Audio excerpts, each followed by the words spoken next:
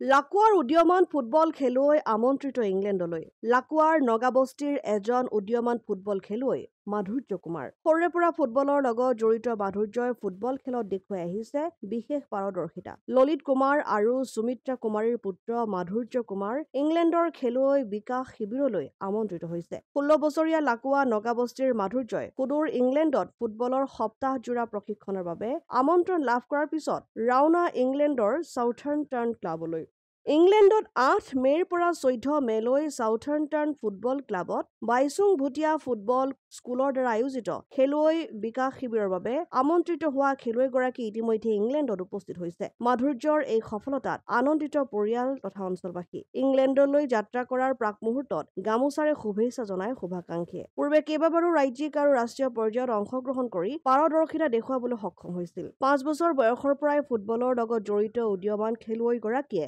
দৈনিক অনুশীলন কৰে বৰ্তমান CBSEৰ মেট্ৰিক পৰীক্ষাত অৱতীৰ্ণ হৈছে খেলুৱৈগৰাকী মথুৰাপুৰৰ পৰা ইছলাম আহমেদৰ ৰিপৰ্ট অসম আদিত্য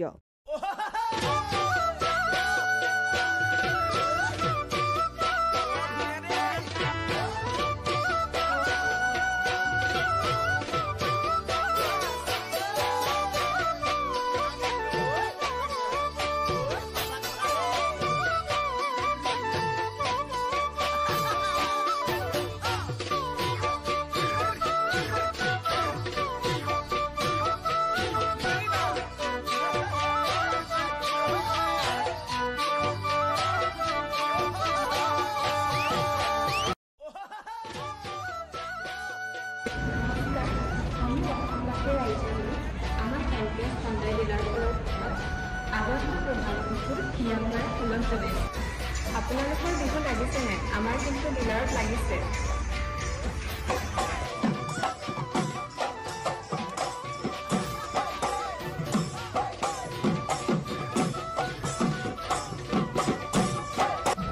আৰু ডিসকাউণ্টসমূহ মই কৈ আছো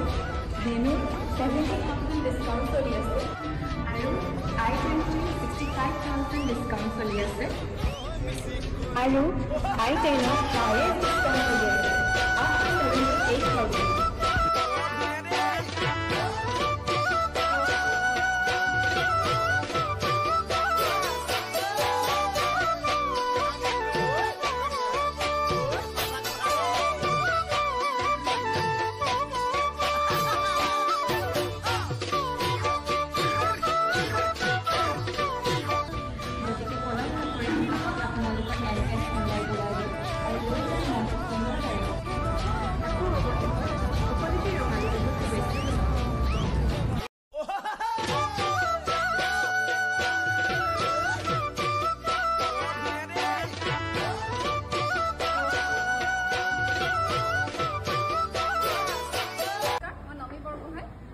অসমবাসী ৰাইজক